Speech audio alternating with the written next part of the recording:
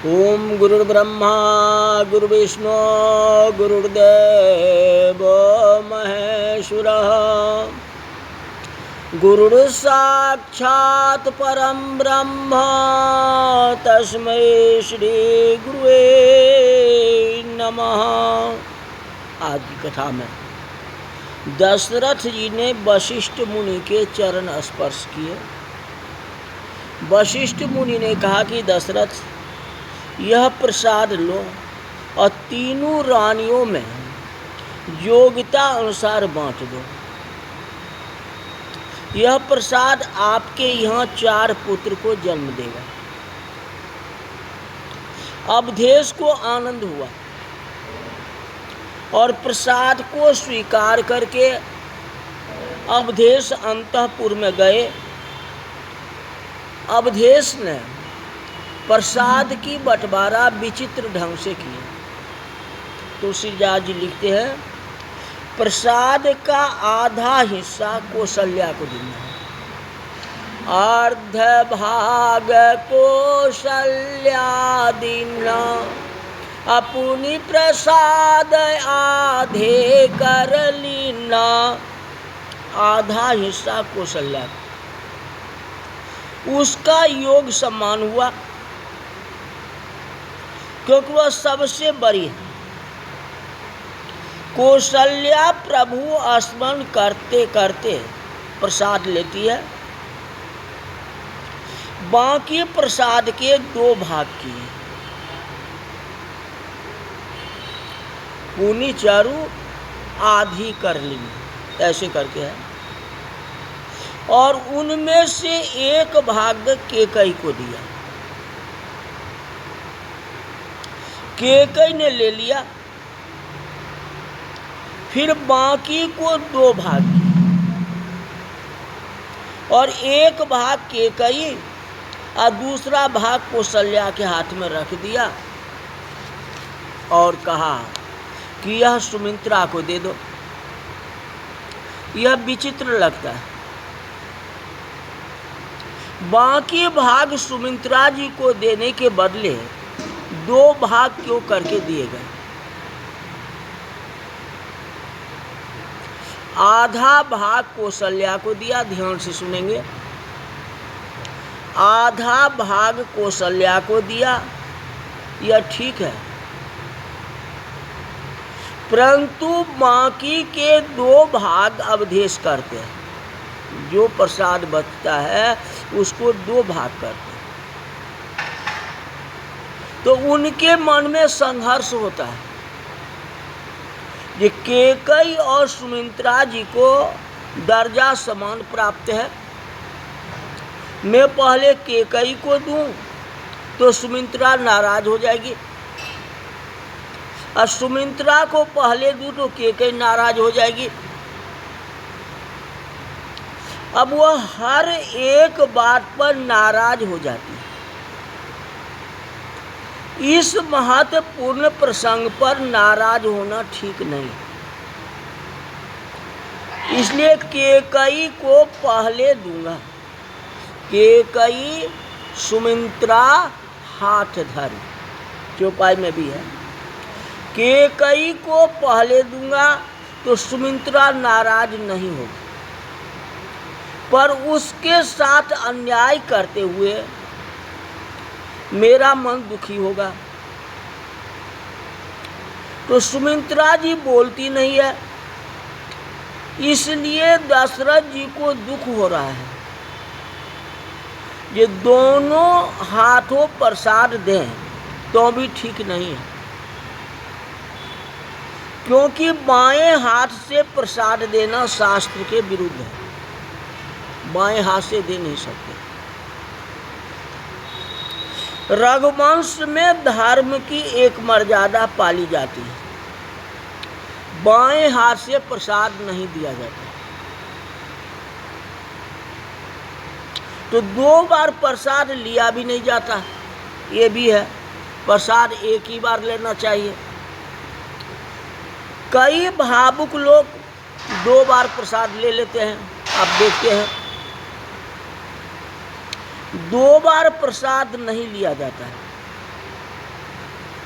यहाँ प्रसाद के बंटवारे पर पहले दायां हाथ रखता है। इससे प्रसाद मिलने पर वह धीरे से पीछे रख लेता है और बायां हाथ को आगे बढ़ा देता है। कहते एक बार ऐसा हुआ कि दाएं हाथ में प्रसाद लेके उसे पीठ के पीछे रख करके अब बाएं हाथ को आगे प्रसाद के लिए किया, तो पीछे वाले हाथ में से कुत्ता प्रसाद लेके चला गया।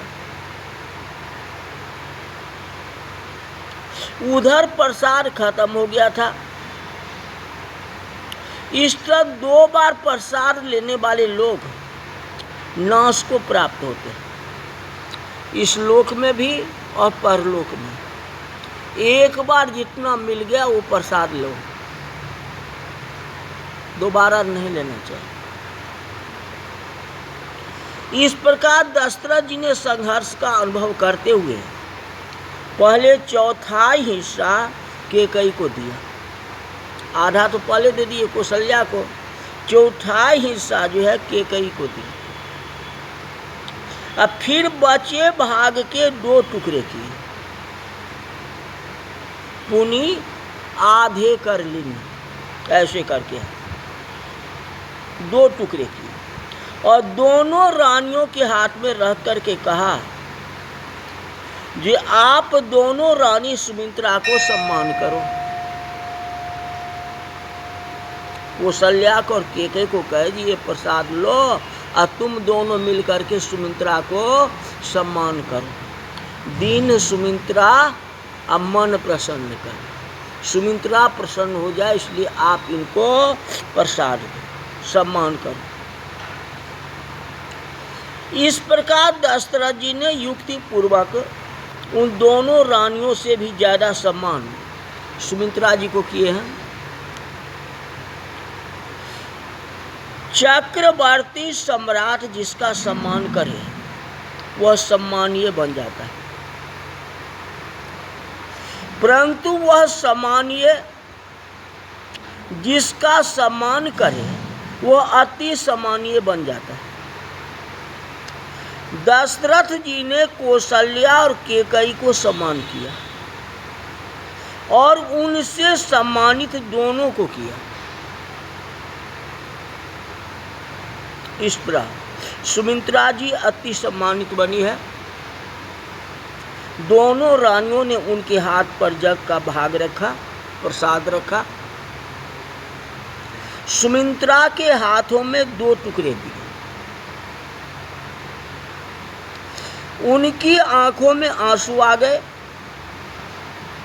उन्होंने प्रसाद लेते हुए कहा कि कौशल्या कैकेयी सम्राट द्वारा सम्मानित हुई, आप दोनों ने मुझे सबसे ज्यादा सम्मान किया है।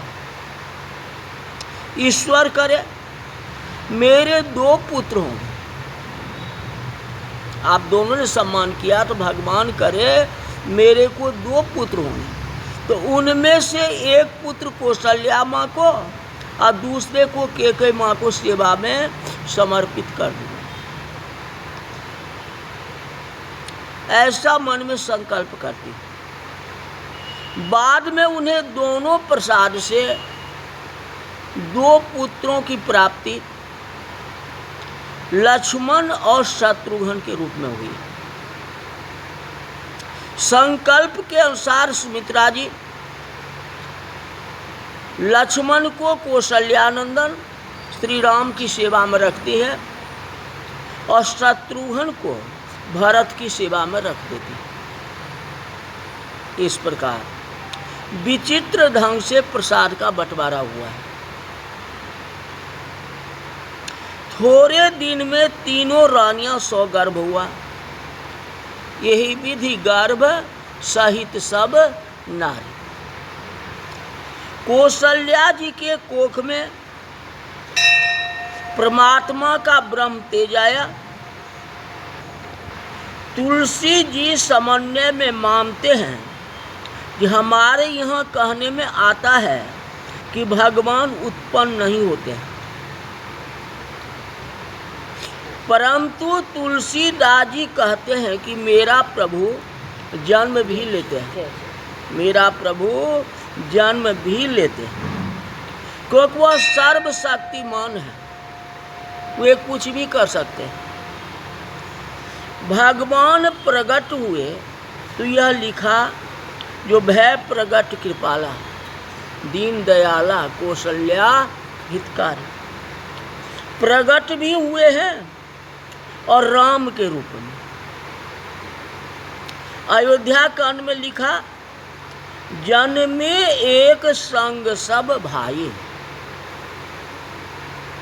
जहां प्रभु को उत्पन्न किया, यहाँ लिखते हैं जो जादिन ते हरि गर्भ आए, प्रभु गर्भ में आए। और कौशल्या जी के मुख से बतलाते हैं, मम उर सो बासी, मम उर सो बासी, वे मेरे उर में बसते, मतलब हृदय में बसते हैं। उर्वासी माता बन जाती है और भगवान उदरवासी बन जाते हैं। वे प्रकट हो सकते हैं तो जन्म भी ले सकते हैं। तुलसी जी दोनों का समन्वय किए हैं। कहने का मतलब, तीनों रानियां गर्भवती बनती हैं, बाहर नहीं निकलती है और स्त्री रंग तथा शिव जी की पूजा करती है।